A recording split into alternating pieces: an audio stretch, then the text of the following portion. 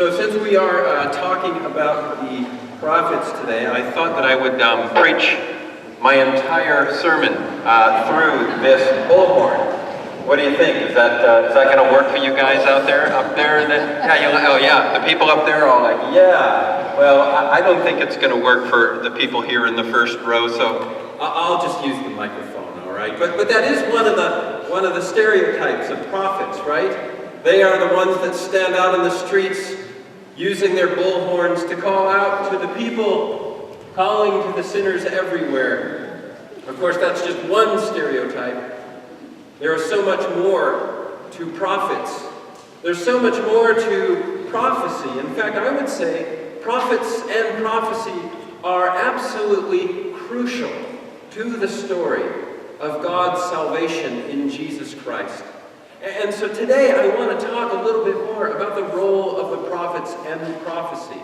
And I thought a good way to do that, to help us understand why prophets are important, is really to catch us up on where we are in the reading of the story today. We as a congregation are going through the book The Story, which is an abridged version of the Bible. It's a kind of sequential historical understanding. And now at this point, we started in September, we took a break in December for Advent and Christmas, but now we're back, and at this point we're reading chapter 15, which talks about the prophets.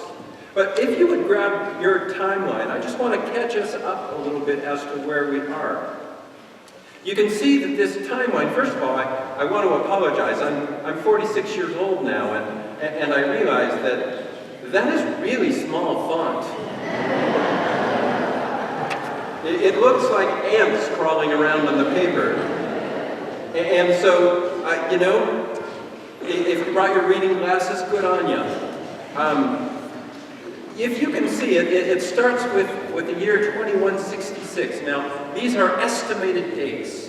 And that 2166 is the estimated date of Abraham's birth.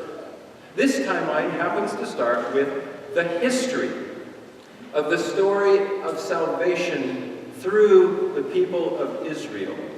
Now, there's stories in the Bible that happened before that. It's often called the prehistory. These are the stories of creation. The story of Adam and Eve, the story of Cain and Abel, the story of Noah and the flood, the story of the Tower of Babel. But then God's mission gets very, very focused in and through one couple, Abraham and Sarah. And so it begins right about 2166. And just generally speaking, you can study this timeline a little bit later, but that's when the promise gets passed along. There's Isaac, and then Jacob, who becomes Israel, and Jacob has 12 sons, and they become the 12 tribes of Israel. And they, for good reasons, go down to Egypt, but then become slaves there. Then the Exodus happens. And in the Exodus, that's where God takes his people through the prophet Moses and pulls them out of slavery in Egypt and takes them to the promised land, even as they wander around in the wilderness for 40 years. There they receive the greatest gift that God had ever given them at the time, and that was the law of God. There you can see in 1406, Moses dies, and his successor, Joshua, is the one who is appointed to bring them into the land of Canaan, which is the promised land. And they go in there and they spend time, a couple of hundred years in the land of Canaan. They're growing their roots in this promised land. And in that time there are judges who are raised up to lead them. But at some point, they begin to want something that all the other nations had, and that was a king. And so they began to ask for a king, and even though God was reluctant, he said, okay. So a prophet anointed Saul to be the king.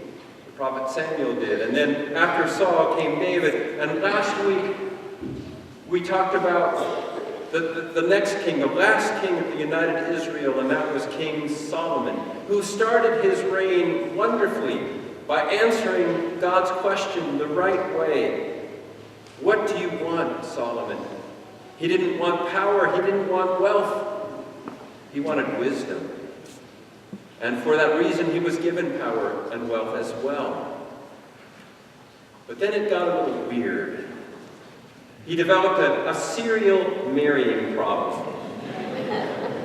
He never met a foreign woman he didn't marry. And let's remember, it's kind of a strange thing. It's strange for us to read that. He would marry to establish relationships with foreign lands, treaties and things like that. But the thing that these foreign wives did for him was they distracted him. He got distracted by the gods that they worshiped. And that was the sin that God could not abide. And so as a result, his actions had consequences, and this broke the kingdom up. The kingdom was divided between Solomon's son, his name was Rehoboam, and a political official in his court, and that's Jeroboam. The kingdom became Judah and Israel, and you can see that in the year 930, the kingdom gets divided. Now, this is the period of time that I want to focus on, because in this time there were, it was 208 years, and there were a total of 38 kings. It was a dark period in the history of Israel because of those 38 kings, only 5 were described as being good and faithful ones. That means 33 weren't just mediocre kings, the Millard Fillmores of the history of Israel. They were described as evil. Why were they evil? Because they also worshiped foreign gods.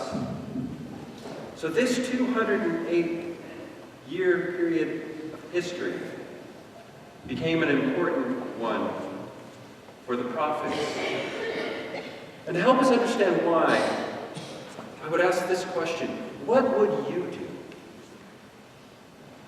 What would you do if you were God? You set apart a people. And the reason you did, because it goes all the way back to the book of Genesis chapter 12. You set apart this people because you believed that they would be faithful. You wanted to bless the whole world because you love the whole world. And you tried to do it.